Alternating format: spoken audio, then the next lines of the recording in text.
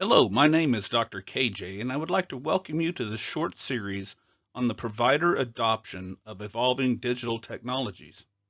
This series is designed for informatics professionals, practitioners, and students of our craft. I've wedged a great deal of information into the presentation series you're about to see. My hope is for every 3 minutes I speak, you're going to benefit from an additional year of our industry knowledge. So this is our agenda for this series.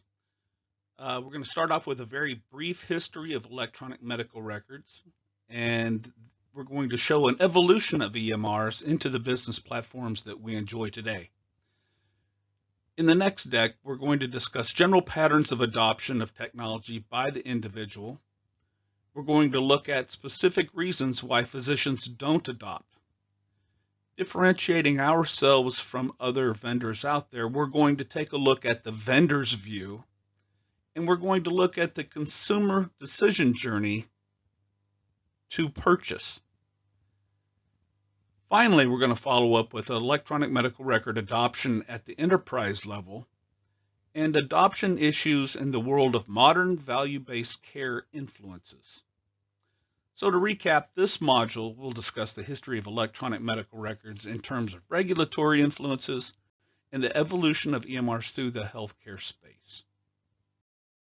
So the concept of the health information system began as an idea of divesting paper charting to instead record patient information in an electronic form. In the late 1950s, Yale University's Dr. Larry Weed created the problem-oriented medical record. This is complete with the evolutionary step of creating SOAP notes. SOAP stands for subjective, objective, assessment, and plan.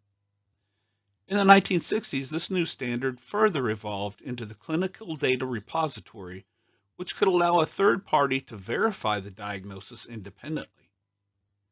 The first true EMR was developed in 1972 by the Regan Street Institute and was welcomed as a major advancement in medical practice.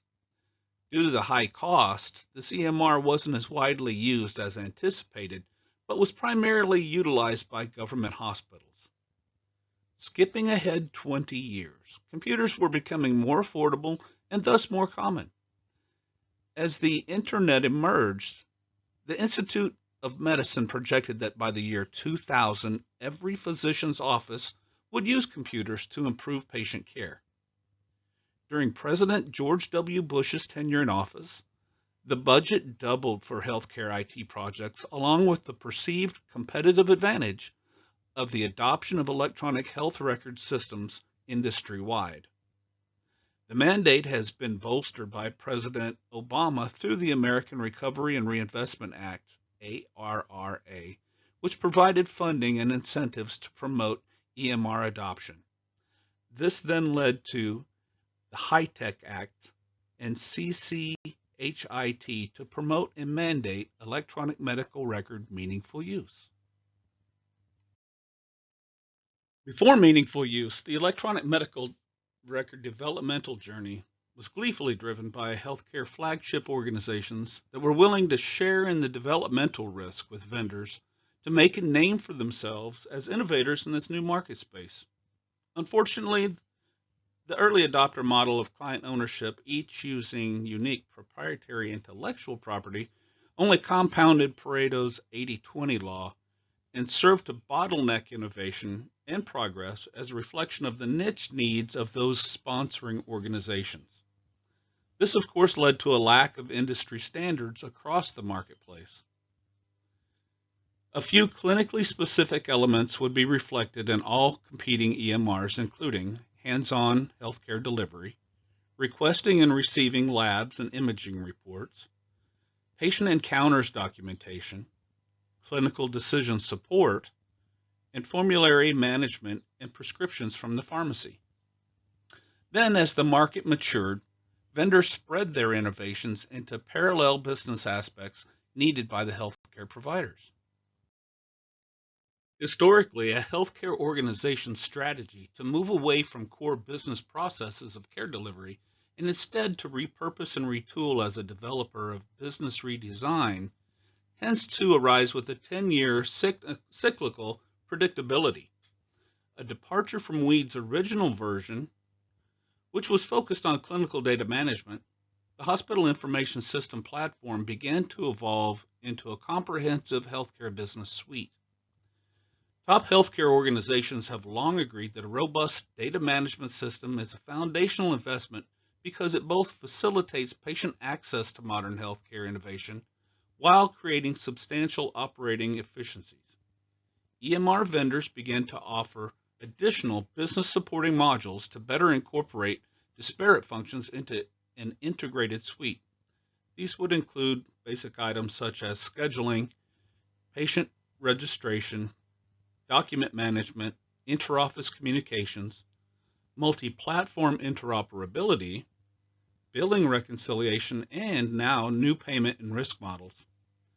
But with an unpredictable economy, workforce shortages, sky-high operating costs, and the advent of artificial intelligence, organizations are seeing an amplified need to prove value of any such tech investment. Given the 10-year cycle of reinvention, let's discuss one of the constructs of autonomous product redesign. Introducing Conway's Law.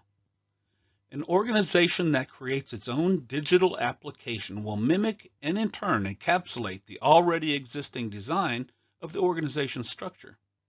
What this means: the architecture or structure will be recursive throughout the previously accepted hierarchy and dogmatic heuristics. In essence, this is the cul-de-sac of innovation. Vendors continue to work towards an all-in-one or proprietary agnostic technologies while continuing to finesse integration points between legacy systems. It's widely accepted that the anticipated user experience will impact your digital transformation outcomes more so than the vision or regulatory direction of your transformational efforts. To add to the build or buy decision-making frustration, buying and implementing a system pre-designed by a competitor or adopted through acquisition will expose compounding enterprise-level issues in adopting and adjusting to the fundamental process constraints of another's entity's strategy.